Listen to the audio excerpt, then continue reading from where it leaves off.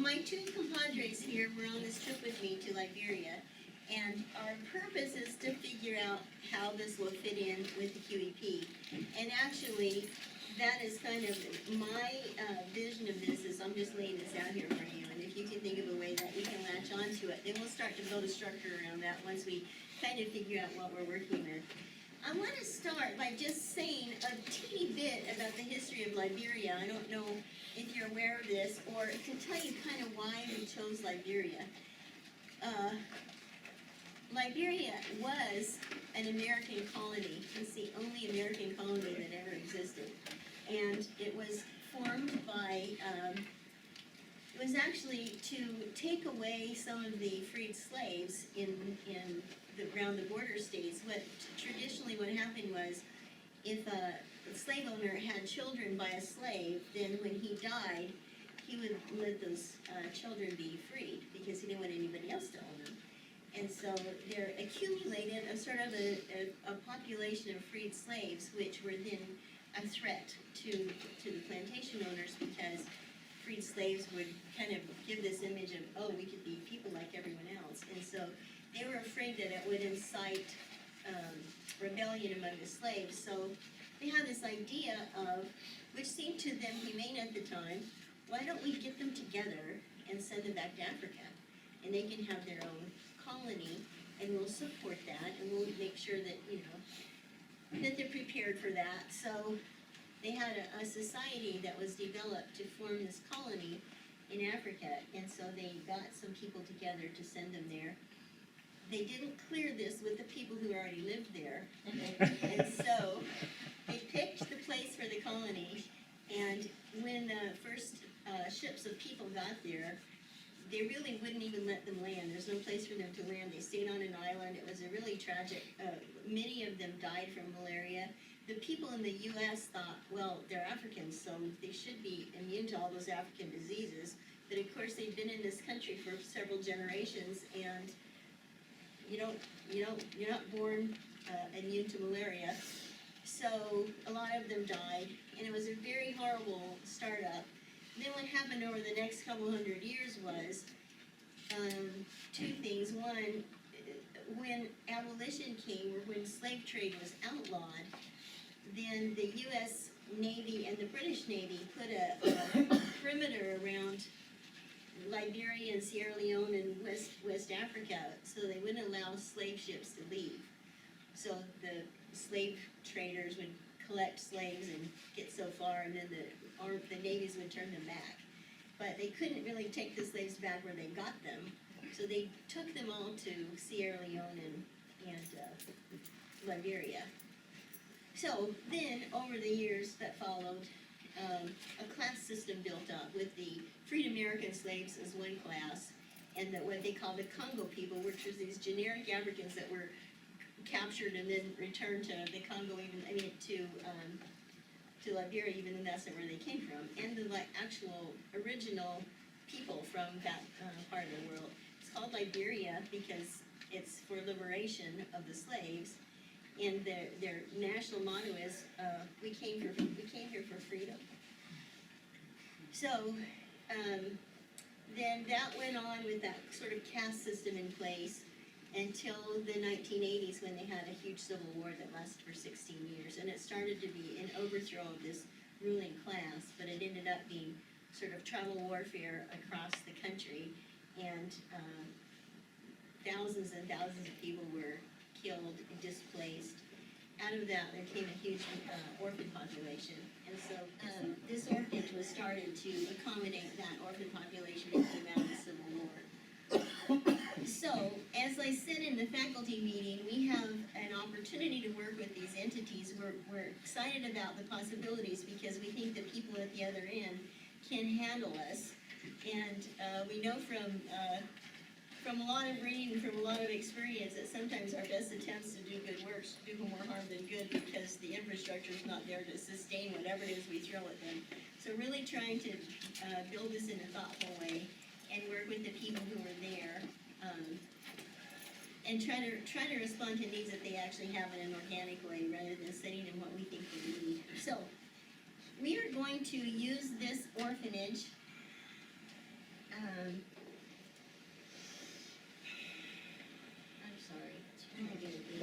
that's the first thing we saw when we got off the plane. Yes. I put my Ebola the airport. section at the beginning. Yes. You have to wash your hands with chlorine before you even go into the airport. So, and so we're posing next to this Ebola treatment center, thinking that it's empty, but oh no, it actually has Ebola patients. So, that was, you know, this is the Ebola treatment center, which is. Did you wash your hands before you came home? That's where you go. No, when I I keep feeling we are past that time frame where we could be dangerous, yes. Okay, so we are At least with Ebola. yeah, at least with Ebola, Yeah. right? Other stuff we can't say too much about. Jim, you're always dangerous. Jimmy's gonna talk about the orphanage because we are going to use that as our Missions Week project and just kind of how that works, so. Well, just a couple of things. First, I was really honored and thrilled to be on this trip. It was an amazing trip. My first trip to Africa. I think it was Dr. Moore's first trip to Africa as well. So just a tremendous time. We found out a lot before we went and a lot while we were there. There are 16 tribes. They have a mask that represents each tribe. We were able to do some work with several of the tribes, but we went into this bush village one day and were able to preach. I was able to preach, and we actually sang a little bit. I'm gonna expose Dr. Moore because we sang, and then Dr. Dirksen taught Sunday school that day, and it was just an amazing, amazing time in that little bush village. They had a centerpiece that the elders of the tribe sort of built, and we were allowed to use that. The church there is allowed to use that, and there were over 200 people, the largest gathering that they had had. Maybe they came to see the white folks, I don't know. But for whatever reason, it was an amazing day. The whole trip was that way. I'm going to tell you a story, then I'm going to give you some details. We basically had a situation set up for Missions Week for this year. We have a 25th anniversary for Dee Lavender, the name, 25th anniversary for her dying in Panama. So we were going to go to Panama, and I'd already tried to set a trip up and get some things put in place. And we ran into some trouble with the particulars in Panama, and were advised that we might want to look for a different approach. About that time, Dr. Dirksen called me and said, "Jimmy, can you come over to the CTE and meet with me and Max and Debbie Thompson, who were in from Liberia? I'd love for you to sit down and talk with them." So we came over and talked with them, and then very quickly, the next day or two, I think, presented this Phoebe Gray Orphanage to the Missions Week Committee, and we decided that we wanted to adopt this project. After going there and visiting and seeing what's there, I'm glad we did. It's an amazing place, but they have tremendous needs. We already have, this is a proof. If any of you are interested in Missions Week t-shirts, I have some brochures here, but this is a proof for the Missions Week t-shirt for this year. It'll be on this shirt, and it says Liberia up at the top, and then Lee down at the bottom, and it's got the flames on the side. So this will be our official Missions Week shirt. We have received some funding help, so on the back, Covenant Transport has helped us with a large donation to make more of the shirt money go straight to the project. And we'll have almost all of the shirt money going straight to the project with very little to pay for up front. But this is exciting for us. So that's the story of how we arrived at this particular project. Once we arrived in Liberia, obviously it was a little shocking because you saw the first thing that we saw, that picture of the water container with the chlorine and the sign on there, Ebola is real. We kind of looked at each other when we arrived and said, okay, we're here. We're here. What have we done? You know, I didn't wear this shirt on purpose, by the way. So I'm sorry, I'm a little ADHD sometimes. So we arrived, and the first thing we saw was that at the airport. And then coming through, the airport is actually way out, away from Monrovia, the capital city. We drove for a long way to get in the outskirts of Monrovia where we actually stayed. And you'll see some of the pictures. Here's the guest house that we were actually at. The beach is right behind us. Very peaceful place that we stayed for our time there. We went to the orphanage the very first day. And when we arrived at the orphanage, the kids were just wonderful. Some of the pictures that you'll see are us passing out notebooks to the students at the school. The school is on site at the orphanage, and it's mostly the orphanage kids, but it also does involve some of the kids from the neighborhoods and the surrounding areas. There is no electricity. The only time they have electricity is at night. They run a generator, and that generator provides them with 2 to 3 hours each night where they have electricity to further study and do some things. Yeah, that's a nice picture of the mask that we were asked to put on when we came home. But we knew that there was some danger, but you know, the kids, we hugged them, we loved on them. It was just an amazing time. So the school was, there's some of the notebooks there. The school was just amazing. They all have uniforms and they're dressed up and they come to school and they're ready to study. The only problem is they have no textbooks. They write everything on the board that the teacher puts on the board, and that's how they study. So those 2 to 3 hours each night that they have to study are very important. In the place that they stay, the lodging that they have 2 children that sleep on one single bed, a twin bed. So they face different directions and they sleep on that twin bed mattress together. Some of them have mattresses on beds and some of them have mattresses or styrofoam, or not styrofoam, but the foam rubber stuff, and they've made it into a mattress on the floor. They do have enough money to eat. They have a nice kitchen, but they don't have electricity, so they still cook on an open flame, an open fire outside, mostly rice and beans and some fruits and things like that. But you would never know that the situation is troublesome by looking at them or interacting with them.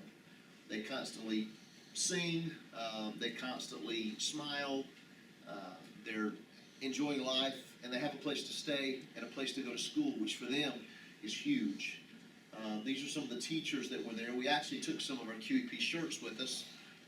We took as much as we could to give away. We took toothbrushes, the notebooks, lots of soap, and as many QEP t-shirts as we could. There's Dr. Moore preaching. This is actually teaching. It's like a preach. Yeah. Got arrested after that sermon. That's me sitting. We started to wear our outfits for today, but we decided to wait until Missions Week. So I'll be dressed up. I think I have one for every day during Missions Week, so I'm ready. But the people there are tremendous. They received us so well. They honored us in so many ways. This was the honoring service that they gave the night before we left to come home. It was just an amazing time for us. The children are in great need, and if we've ever had a Missions Week project that I hope you can get behind and support, this is one that I think has probably topped all of them in terms of need. There's just such great need. The kids are wonderful, but they just don't have very much. They're happy with what they have, but boy, we can really help them with some things to make sure that they have a continued presence there. And we're excited to be able to sponsor the Phoebe Gray Orphanage for a Missions Week project. Rickie is going to talk a little bit about the leadership structure there and some of our ideas of what we might do there. Okay.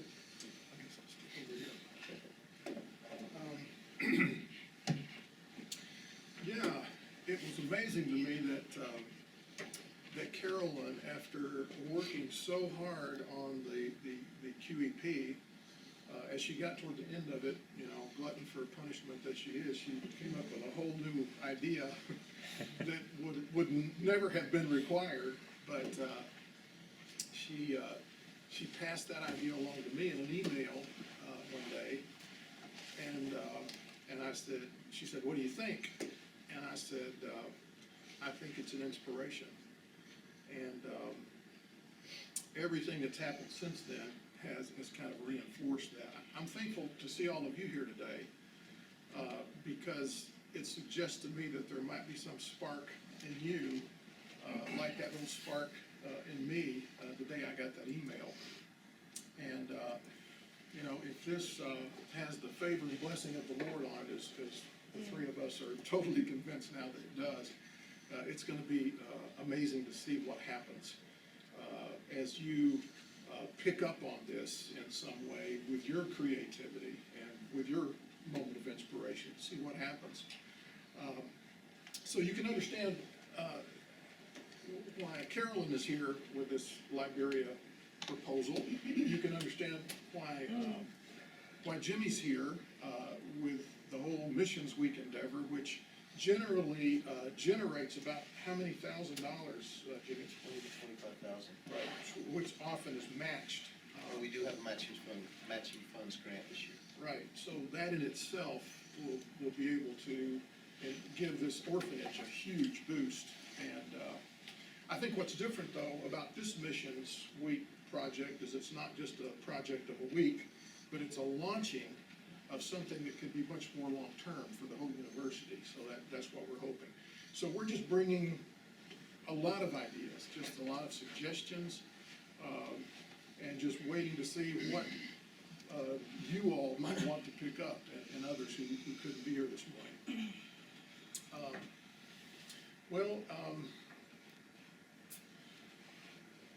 The one thing I wanted to say a little bit more about was the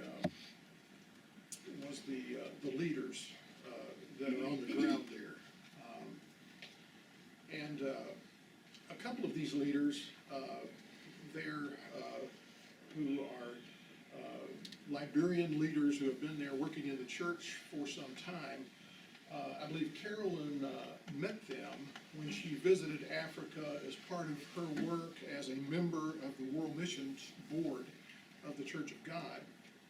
And she saw some things in these two leaders from Liberia that just really convinced her that these people are really special. They have a real quality about them.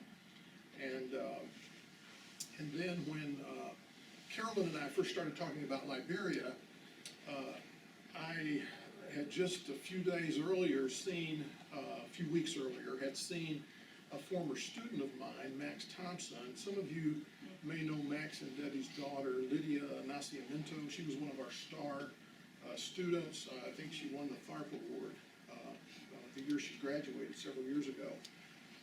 But Max and Debbie came through Cleveland years ago. Max was my seminary student, and during the years he was at the seminary, he really got a powerful missions calling, and he felt like the Lord was saying to him, go to Brazil and build an orphanage, and that's what he and his wife did. In the process, along with their own children, they adopted a child, a Brazilian child, her name is Marcelli, and she has become kind of like a star because she had a dream that was told and became the kind of poster face of a missions project. Marcelli's Dream, some of you may have heard of it. Well, the whole family is there, American missionaries and they are fulfilling that dream and seeing that dream fulfilled. Before we ever took the trip, there was the chance for Carolyn and Jimmy to sit down with Max and Debbie Thompson, and so it just added to this sense of connection that was already emerging. And to visit these leaders, the national church leader, the leader of the Bible Institute that's there, and these American missionaries, was to just see a wonderful mix of talent and a vision. And to me, that's what made this possibility of a Lee University partnership project. That's what made it so viable, is to see these leaders, to see the diversity of that team, and to see their ability to help lead whatever we would want to participate in there. So, you know, those are the things that I would want to lift up. I just want to say one more word, and of course, I don't want to drone on and on about it, because I have plenty of stories to tell and lots of other thoughts, but let me say, first of all, the Bible Institute, they generally have 2 hours of electricity a day. They really need computers. They really need a room, maybe an air-conditioned room, where the humidity wouldn't be so hard on the equipment. That would really help. So that's kind of one idea that we saw that could really push them ahead if they could have a computer center that perhaps we could be instrumental in helping them set up. It would really push them down the road and what they would be able to have access to as far as resources that would really help them.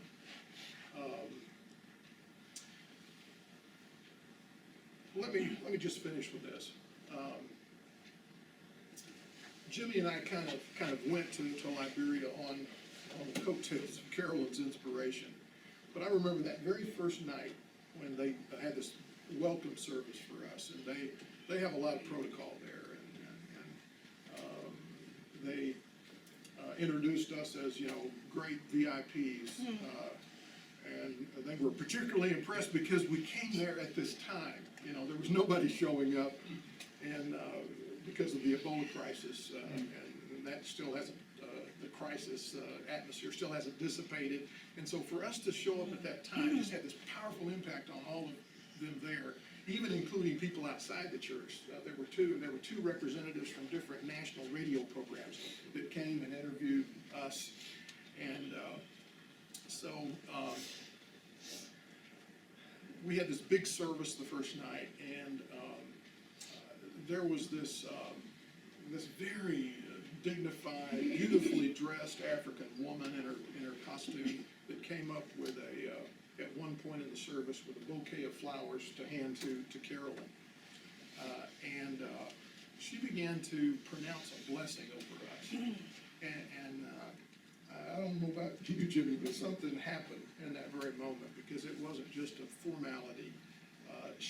In fact, she quoted this scripture right here. Every place that the sole of your foot shall tread upon, to you I have given. And I just felt those words just kind of hitting us and covering us, and we saw them fulfilled during that week. Everywhere we went, it was like just one of those times in our life of just concentrated, overflowing favor. So I'm glad for the spark that brought you here today. And so I can't wait to see what's going to happen. I want to give you this handout. This is literally brainstorming on my part. I just, when I got back, sat down and wrote down some ideas that I thought some things we might do. And this is very unrefined, jet lag, infected. But not Ebola. But not Ebola infected. So we can just kind of walk through some of these, but I just want this to be kind of bait for you to think of your own ideas. And it's the kind of place, as Rickie said, every place we went, I was just like, Anita's so great that almost anything you do is going to be life-changing for those children and for the people. So almost anything we do is going to matter. So I was thinking of things like, we all assign our students to do projects, and the projects we grade and give back, and then, you know, maybe they show them to their mother and then it's over. If we could just design some kind of project through which they could learn what they need to learn anyway, but it could somehow plug into one of these entities in Liberia, that would be huge. They will use whatever we give them. They have no resources. So let's talk about the orphanage. We've seen their living conditions. They, as he said, they share a bed, two people to a bed. And some of them are, you know, grown up. They're high school age. many of the beds are broken, and so they're mostly, mattresses on the floor. So the physical needs are huge. They don't have running water, they have to pump all the water from the well, they don't have electricity. At the school, they have a generator, but it's not hooked up to anything because they've never had electricity there, so there's nothing to hook the generator up to, there's no wiring. So, it's all kind of at that level. When I first met Moses Hart, who's the overseer of Liberia for the church, in Ghana, as Rickie said, later on, I wrote to him, I emailed him and asked him if we could raise money for him, what would he like to have? It was before Christmas. He said, well, I'd really like to have money to buy chicken and t-shirts for the children for Christmas. So it's kind of like, okay, not toys, not candy, but meat and shirts. So that's that's the dream level, to have actual chicken and new t-shirts. That's the dream level. So you can imagine what daily life is like for them.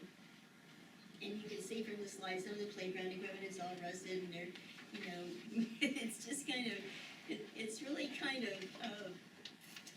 it's cheerful in the sense that the kids are wonderful and they're beautiful, and but it's sad. It can't help but really kind of break your heart. And as he was saying, Marcelli's, what the Saving Orphans Worldwide is a big organization that helps supports orphanages, and they had given them this big restaurant-sized stove to cook their children's food on, without really accounting for the fact that they don't have any fuel for that. And so the fuel, to buy the fuel for it is way beyond what they can afford. So they've got this great stove, but next to it is the charcoal where they actually cook the food on a little open fire. So when we try to help them, we got to think through, how does this all connect with the infrastructure that's just not there? And we can't try to build something elaborate like we would do for here. We have to think, well, how does that work if you don't have electricity? So I put on here for me, I think step one is technology, and Mayville Wilson has just taken this to heart. We need to be able to communicate with them, and we need to be able to communicate with them by email and Skype. But they don't have computers, and they don't know how to use computers, and so where do you start? Where do you start building a technology infrastructure from actual scratch? So we might talk to Jimmy about using some of the Missions Week money to start this. They need a generator so that they can charge the batteries. They need sturdy kind of computers, and then what? I think our students can help them figure out what's a real step-by-step plan for using a computer if you've actually never sat in front of one before. They don't have cell phones. A lot of people in Africa too, but these people don't. The leaders do, but the kids have never seen it. There's a picture in here of children jumping up to get Rickie's cell phone because he's taking a picture of them. Their pictures on the cell phone, and they've never seen this before. So it's hard for us to even imagine that there's a population of people who don't have any technology and don't know how to use it. So one thing, that would help us be in contact with them. But another thing, if they learn how to use a computer, they're going to be head and shoulders above other people who are looking for jobs when they get out of the orphanage. They're going to have a skill that's going to be super valuable for them. The other thing, this is their library. And so I talked to librarians about helping them get a library together. They want to, the school is K through 10, and they want to make it K-12, but they can't add those last 2 years because they have to have accreditation if they offer a diploma. And so to have accreditation, they have to have a library, and that's their library. It's probably got, it doesn't have that many books in it, maybe half that many. So they have to get their library up before they can get any accreditation. So the librarians are willing to catalog the books, and if we can, we'll have to carry them there. But the great thing about going there is you can take 100 pounds of luggage, and you don't really need that extensive a wardrobe. They'll give you clothes. You don't need that extensive a wardrobe, so you can take a lot of stuff in. Without it, mailing, it's really not safe because it gets stuck in customs and you can't get it out. We had that experience with Ghana. So anyway, that's another level. Then at the Bible Institute, I'm really hoping the School of Religion will kind of catch the vision for the Bible Institute.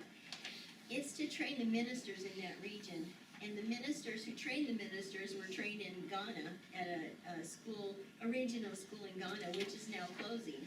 So that's putting a lot more pressure on the Bible institutes to up their standards so that they can train people who can then train other people. So they want to be ready to offer an associate's degree. But again, to offer an associate's degree, they have to have a library. And we can give them access to our databases, but they have to have computers before we can do that. So again, technology, we keep winding back to technology being step one for our help with them. I see a few science folks in the room. They also, in the high school, they can't complete the final levels of high school until they have computers and science labs that they can work through some things there too, so. Exactly. You said an internet connection, how much is that? $40 For a whole app? Well, I don't know, because I don't know the. I don't think it's per computer, I think it's per lab, like just Like a. one wire. Yeah. There's a wire coming from. But, good question.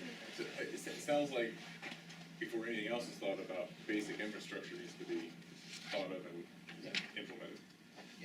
I think that's true, except in education. I think, they've got the school, and the way they teach right now, I've got some pictures of this, the teacher comes in and writes things on the board, the children copy it down in their notebooks. That's why the notebooks were such a treasure. We're taking notebooks thinking, I really want notebooks. But they can't get them, they're expensive, and so that's their textbook then. They keep that and study from it. So if we can, I think the education people, without a lot of infrastructure, can develop materials for them to get into the classes. And they do have the ability to have computers on site with the generator. They've got enough electrical support that they would get that.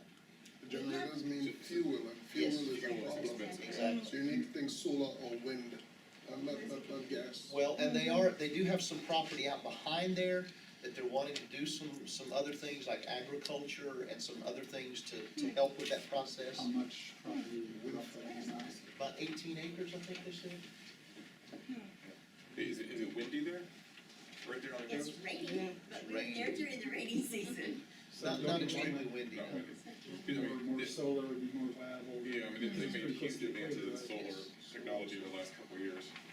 Yes. That would probably be. That would be fantastic. See, that's exactly what we need. We need people who know this stuff to say, oh, they should do solar. That'd be great.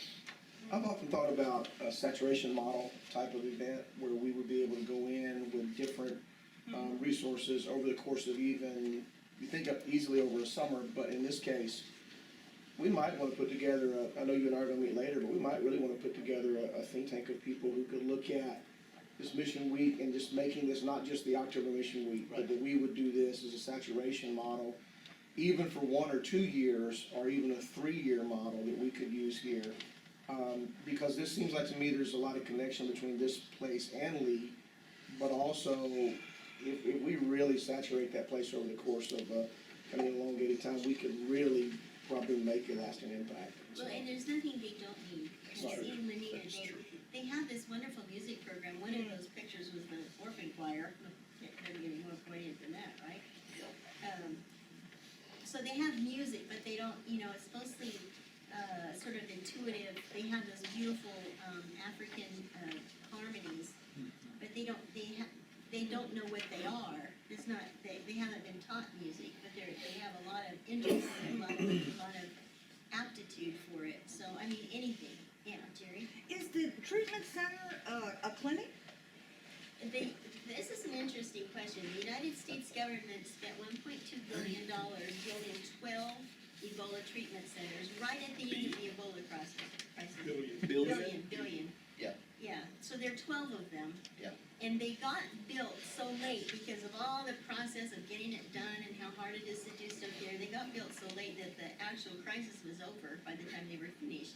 And they only treated 10 patients or fewer in those 10 treatment centers, but that is one of the 12. And when they got they were Ebola free from March to May. But when they got these 4 new cases, they put them in that treatment center, which was in our neighborhood. Yep.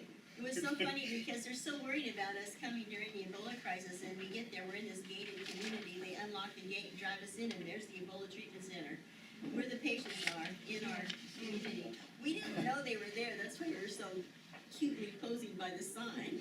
We found out So the Ebola crisis when you were there was 4 patients? 4 patients, Yes. yeah, 4 patients. But it's very near the ministry center, or the Bible school, it's very near the orphanage, it's all in the They're all- compound? No, they're not that close. Okay. The school and the orphanage are in one place. It is, what, about 10 miles? It's about 10 miles toward the airport from where we stay. Oh. And then the Liberian Bible Institute is probably 10 miles or so the other direction from where we stay. We stayed kind of in the middle.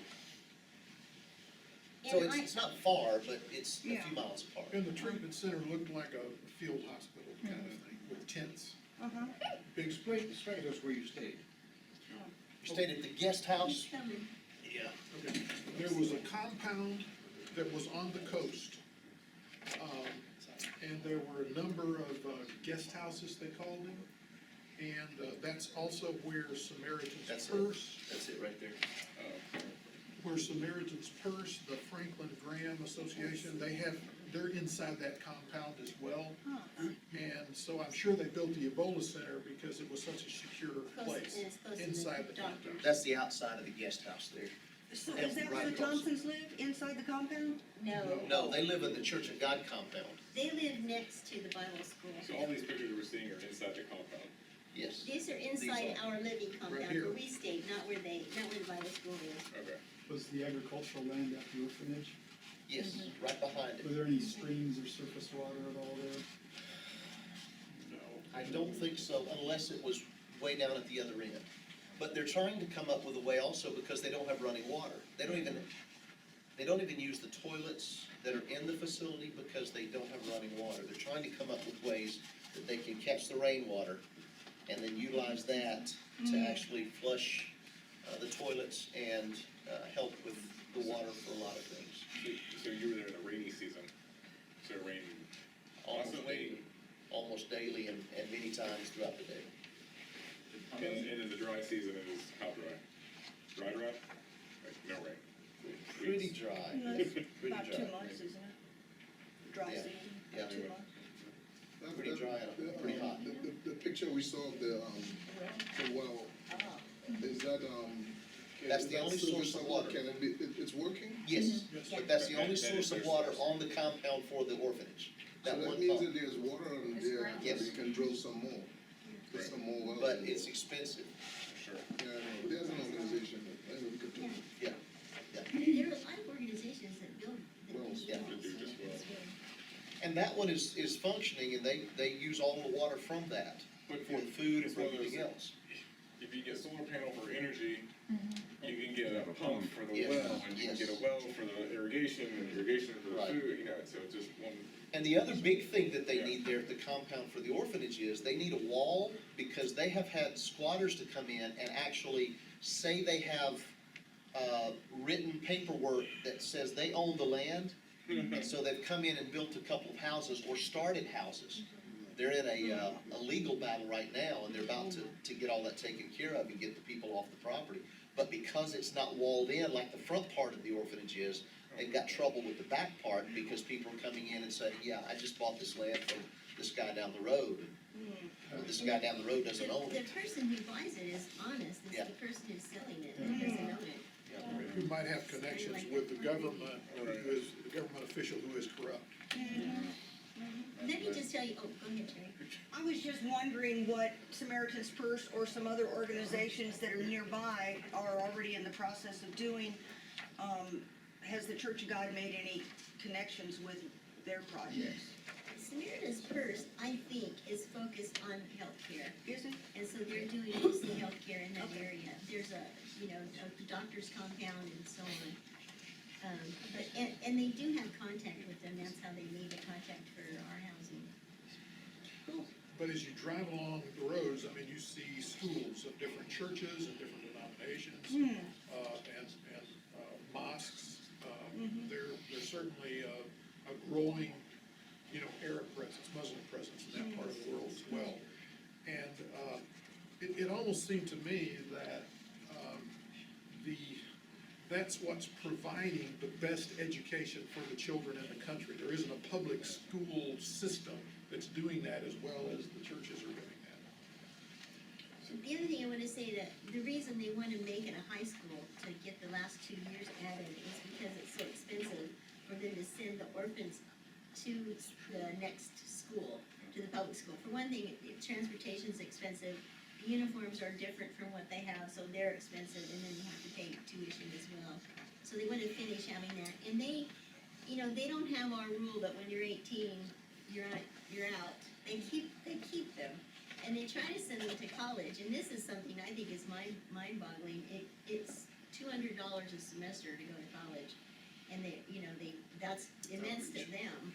But to us, if we could, you know, they have strategic people in the orphanage, that have grown up there, that would go to college and get the certificate and come back and be teachers if they had the money to make that, that connection. Yeah, so did I understand you to say that the two main obstacles to finish those 2 years were the library and adequate science labs? Yes, yeah. And computers are involved in both of those situations.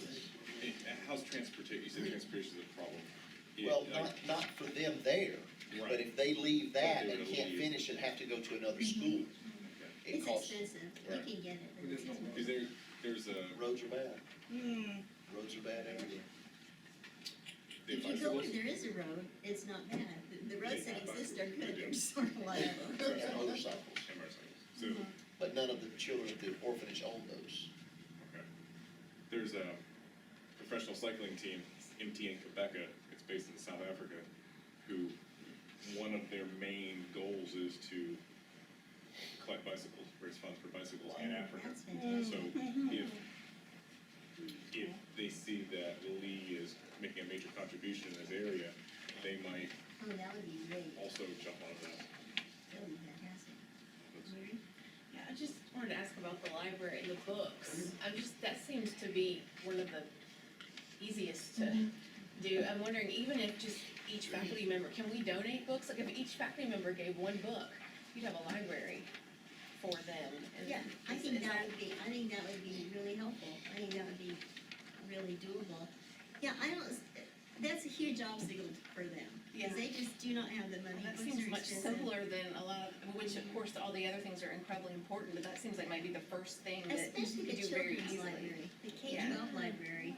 What does the curriculum look like? Like, we had an idea, trying to study, and we What could establish a kind of essential book list. What curriculum? Well, that's what the librarians are What are working, the goals, like, what Yeah. are they supposed to be teaching? the librarians for the school, So, I mean, they need books for the teacher to be able to teach, well, even? yeah, they need everything. They have a few books in the library, but they just So don't have if they had much. one first grade math book and one second grade math book and one, that would be a huge success. So I'm assuming all the education language is English there. It is, yeah, that's the other reason for choosing Liberia. English is their national language.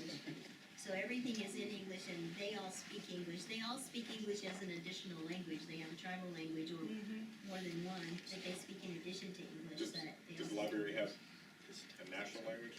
English. It is English, okay. Yeah. Liberia is really America in Africa. Yeah, it is. And they totally think that, and so, Yes. you know, they have the same, like, they have semesters like ours, they have, you know, we're usually trying to make our stuff fit with the British system in most African countries, but this is the American system, there's no judgment. Another little piece of this picture historically that I think is really important, is the president of the country. I mean, not only do we have good church leaders there, but the president of the country is a pretty amazing person. We read her memoirs, I see her as a real Mandela figure. You know, she's come into leadership, first female head of state in Africa, talking to the people there, you can see their respect for her. Her presidency began, I think, in 2007, but the land was so devastated, I mean, the infrastructure was so torn up after 16 years of civil war that they've had a lot of rebuilding to do. But that's the spirit of the whole country. That's the spirit of the leaders that we found there and the churches we found there. It's kind of like the Jews after they came back from Babylonian captivity. They're ready to rebuild, and we could feel that energy and that hope. But they needed everything. One of the things that they're actually doing at the Church of God compound there next to the Bible Institute and the national offices of the National Church, is they're building right now a water bottling or bagging building where they can make, they usually do bags of water. It's not really expensive to make, but they're trying to do that as a business enterprise to then fund some of the other things, computers and materials and books and whatever else. So they're not just asking for us to come and help, they're saying, we're involved in this process, but anything you can do for us is amazing. Let me just, I'm sorry. Did David talk about the idea of doing rubber plantations? Yes, yeah. That's a really Yeah, good they have a project. business plan for a 12-year plan. And again, I think if we looked at that, we could find places where we could have our hands on that would help them. And Not to try buses. to tell them what to do, but to start.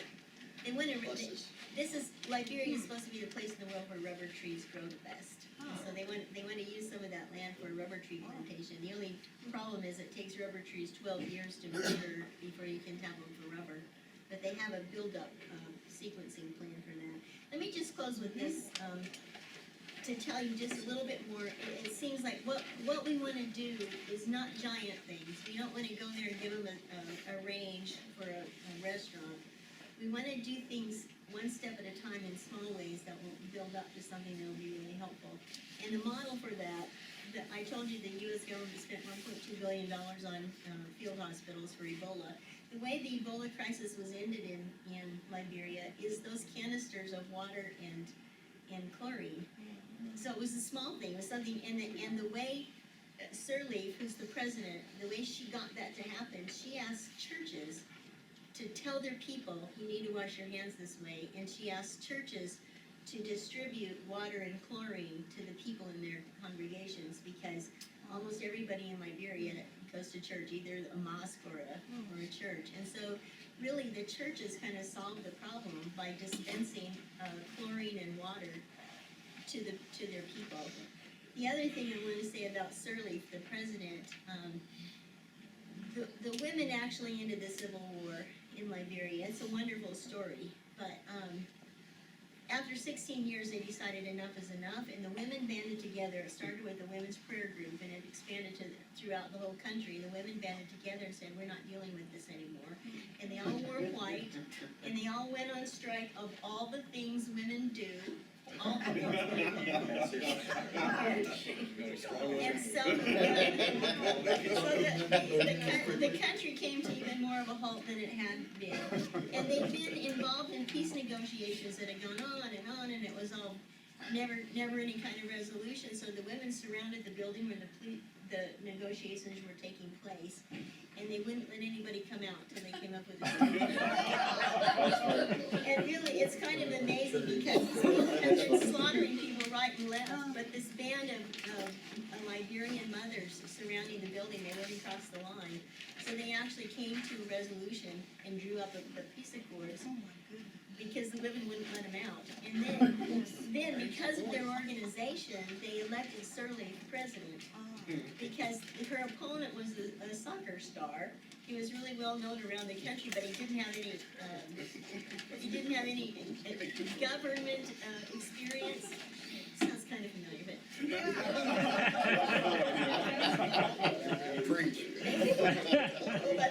but the women banded together and said, no, we want her to be our president, and so she was elected, and then she was re-elected, which is seldom happens in an African country. If you're even still alive at the end of your first term, you usually get booted out. So Is she a Christian? Yes. she is a Christian, in all the books about her. She has an autobiography. In her autobiography, she talks so much about how her mother's prayers for her saw her through all kinds of dangers and toils and snares. She was in prison. It's a Mandela story. She was in prison. Well, she went to Harper. Little not too well known school here in the upper northeast. Harper. So anyway, that's our Liberia story.